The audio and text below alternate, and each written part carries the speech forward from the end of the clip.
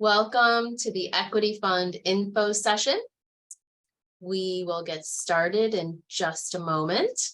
I think we've got, people keep coming, so maybe I'll get started in just a second. Welcome to the Equity Fund info session. If you want to put your organization and your name in the chat and we can see who all is here, that would be helpful.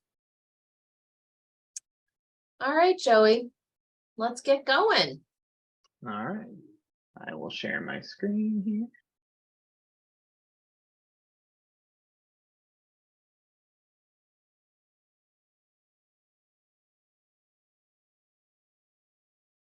All right, here we are. So welcome everybody. Thank you for tuning in.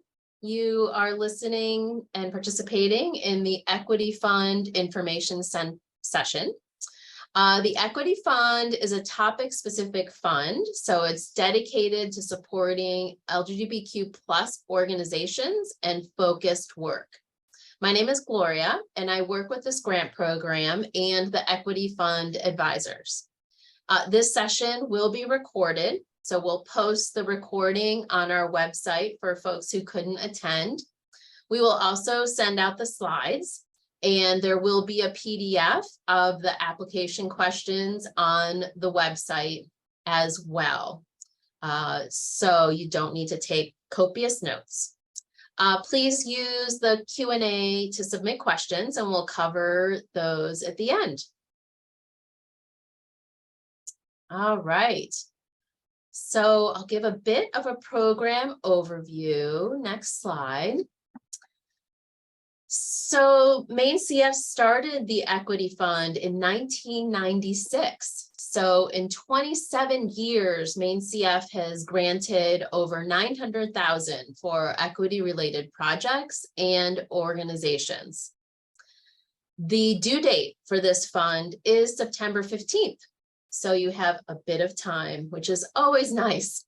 And a tip is don't wait till the day that it's due to submit, because there are always gremlins that if you're waiting till the 11th hour, something is bound to happen, either computer related or internet related or something. So if you can, aim for the 14th to avoid those issues. This grant program is reviewed by a committee of advisors. So I work with the committee on equity and grant making best practices. I make no decisions. So we have a few things new in 2023 that the advisors wanted to update about this fund. So we have some new criteria around general support grants. The big update is the max award has been increased to $10,000. It was $7,500 previously. And the advisors saw a need for a separate grant application. They'll be much smaller, just a few questions for event support grants. So like pride events or things of that nature. And the max amount for that award is $500. Next slide.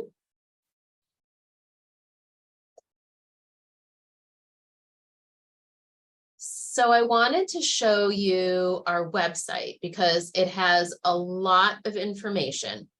To apply, if you're a first-time applicant or just need a reminder, it's the yellow gold apply button at the top right of the screen.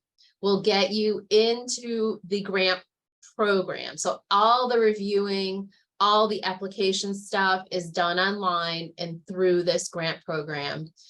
You'll sign up for an account with an email, and then you control the password and you can reset the password, etc. Next slide. And then each grant program has a web page that will hold all the information you will need on it. So you'll go to that grants, and then there'll be a bunch of drop downs, and available grants and deadlines will list all of our grant programs.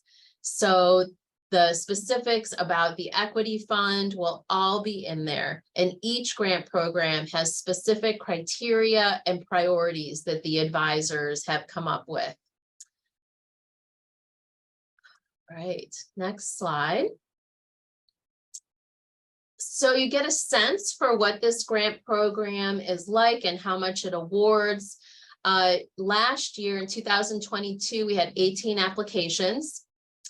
And we awarded 8 grants totaling $50,687. So that's roughly the grant budget for this grant program.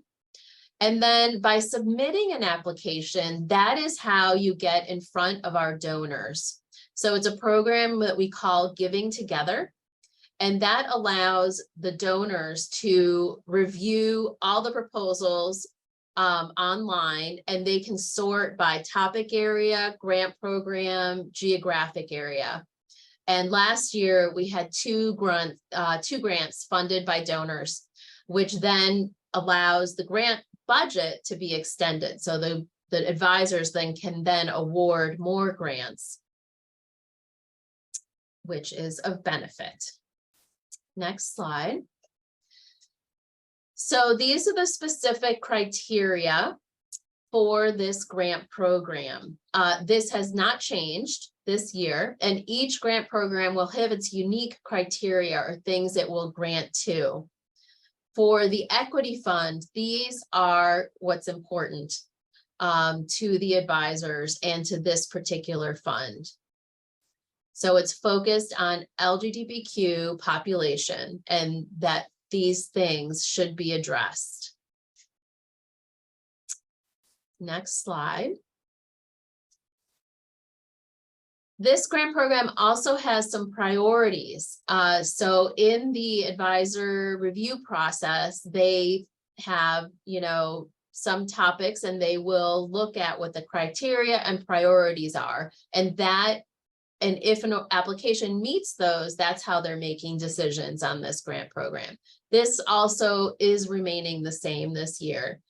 Exciting piece of news is that the Maine Health Access Foundation is providing some funds that will help fund some additional proposals in the healthcare or reduce healthcare disparities priority area.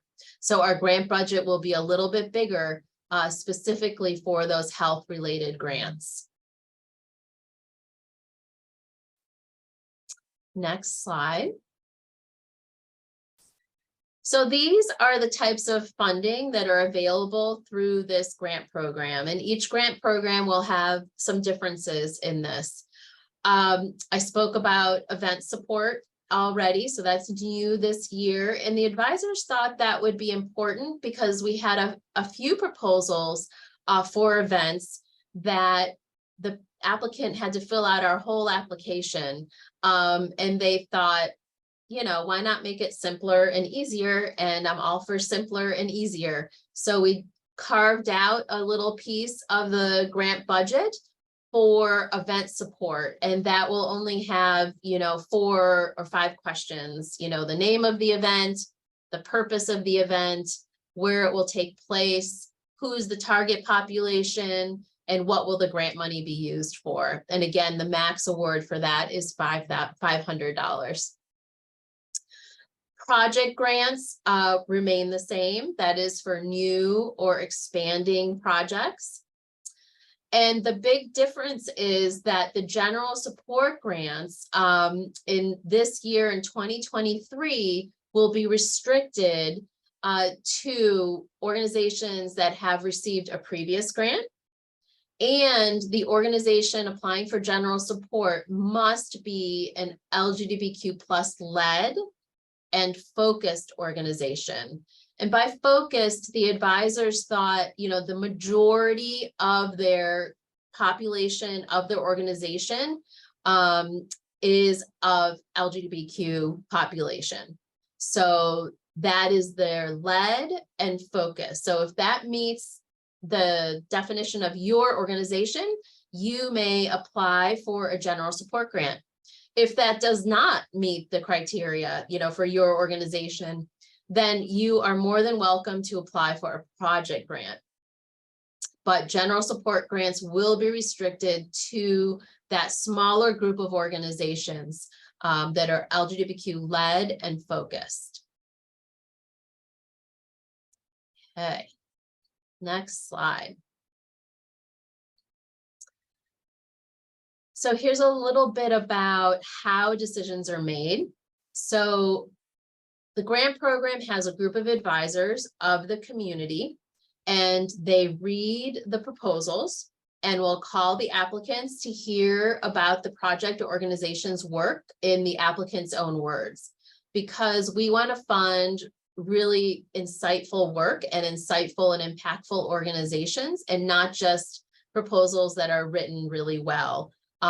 So often, you know, a proposal doesn't shine as written, but after the phone call, it really shines. It offers the advisors also a chance to ask questions and fill in some gaps if the proposal wasn't clear or mismatched or something didn't make sense. So it really adds a lot to the decision-making process.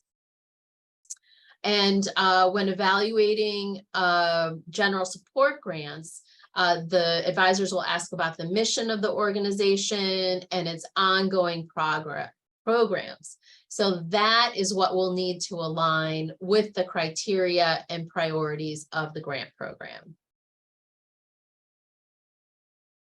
Next slide. I also wanted to highlight,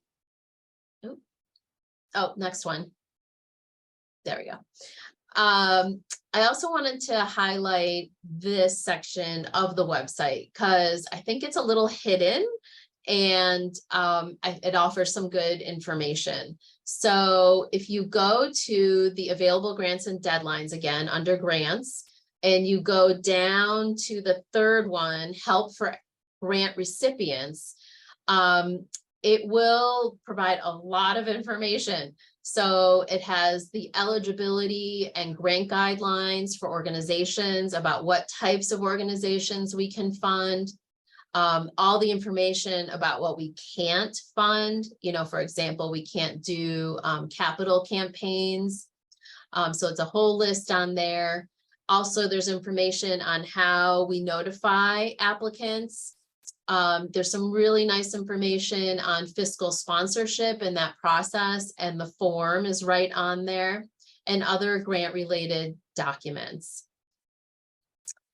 So another thing to note is to please put on your calendar, you also would be eligible to apply to Community Building Grant Program, which is our geographic fund by county. And that due date is even further in the future, February 15th. So you'll be able to find that on that available grants and deadlines section. If you press that, you'll pull down and you'll click on Community Building Grant Program. I always like to advertise that. And that has a similar advisor review process and decision making. Okay, next slide. So here's the timeline of the process of what's happening when. So September 15th is the due date. And then in the beginning part of September, grant staff will review eligibility of the organizations, make sure that if it's a fiscal sponsor, all that one page paperwork has been completed, etc. And then the advisor review part happens. So late September, mid-October, the advisors will be reading the proposals and calling the applicants. And then late October, the advisors gather together and have a grant decision meeting. Then in early November, decisions will be emailed out. And if you are awarded, then you will also get a letter in the mail with a check. Through this process, starting in September, mid-September, donors will have access to Giving Together. And those decisions, like if a donor funds a project, those grant checks are not held. So we'll mail those out immediately once a donor picks up a proposal. Next slide, please. So here's a screenshot of Apply, showing you the different sections there. There you go. Again, the gold button, the 2 where you apply, and that is what it will look like.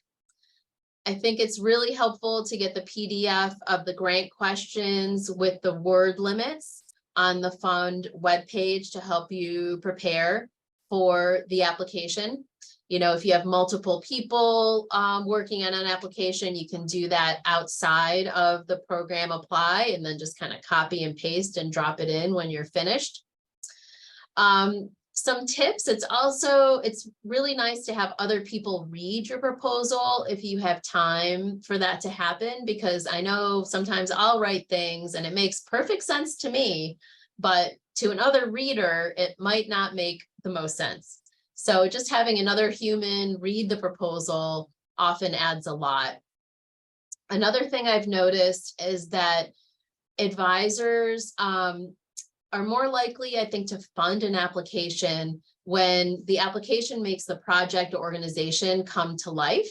So some details are good there, you know, if there's a sequence of events, something that really makes it feel like if this program or if this organization is funded, this work will definitely happen.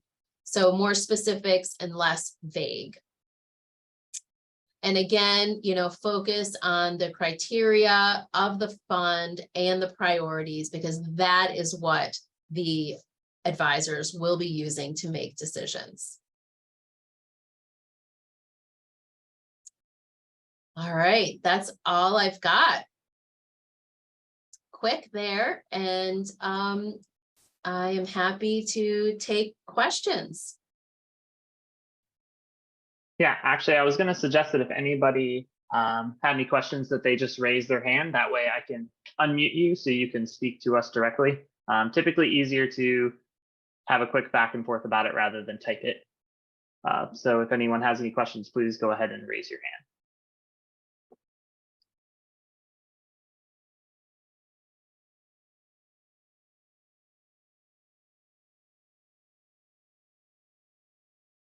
And I do see a question already in the Q&A from Alex Coyne. So I will go ahead and give Alex permission to talk here. I see the question actually. No, there's one amount of the grant award, $10,000. So we will no longer have 7,500 as the grant max. The grant max is up to 10,000. So you will choose whether it's a general support grant or a project grant, how much you're going to request, but it can be for either of those, it can be $10,000. The difference is that to be eligible to apply for a general support grant, the organization must be LGBTQ plus led, and the population that they focus on has to be LGBTQ plus as well.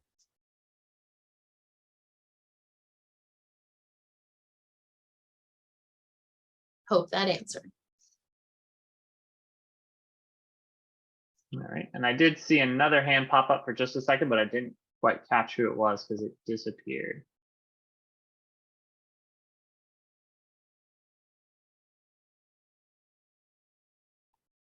Oh, here it is. Caitlin, I will give you permission to talk right now, and you should be able to unmute yourself. Hi, yeah, sorry. You may have gone into this a bit, and I just wanted to clarify the event support grant. Just like, are there any rules or best practices around that? I know it's new. Yeah, I think the same. It would be, you know, make the event come to life in those very few questions. You know, why, you know, that if the $500 award is granted, that this event will definitely take place, and why it's important, you know, what the population is and sort of why it's important to fund this event.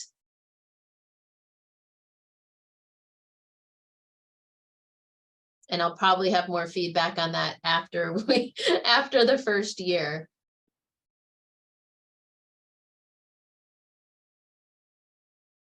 All right. Doesn't look like there's any. Oh, Dakota Wagner, 1 second. And you should be able to unmute. Hi, yeah, can you hear me? Yes. Great.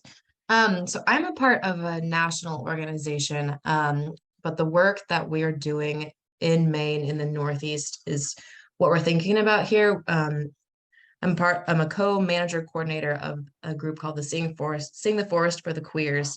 And it's a LGBTQ plus led community group that we're hoping to build up a little bit more as a program specifically based in Maine, because one of our offices is in Maine. I was curious if this grant program would be appropriate for us, even though we're a national organization, but this program specifically is based in Maine. Good question. So the work needs to take place in Maine. I don't think we've had a national organization apply before in this context, but it is not a criteria that the organization be housed or land or, originate in Maine. But the work absolutely does have to take place in Maine. And I think, the advisors would want to see, how you're connecting to the landscape in Maine. And I think with a lot of our grant programs and our advisors, how we train advisors is really to dig deeply into engaging community. How is an organization engaging community? I think we see a lot applications or, organizations that have a fantastic idea and create a beautiful program, but have not engaged community in any way. And so then the program or activity is rolled out and no one comes. So no one benefits from all the work that that organization has made. So that would be something to pay attention of, especially as an organization that's not based here in state, is to make sure that you're engaging community so that if you develop something, it will be of benefit. Yeah, thank you. Okay. All right. I see no other raised hands at this point. All right. Well, thank you all very much for tuning in. And we're very excited to raise the grant amount to $10,000. So very happy to be able to do that. And we look forward to any applications, and I'm available for questions before the grant program, before you apply as well. Things like Dakota just asked, does this make sense? But do take a look at the website, because a lot of the information is on that specific grant program page. All right, everybody, have a great day. Yeah.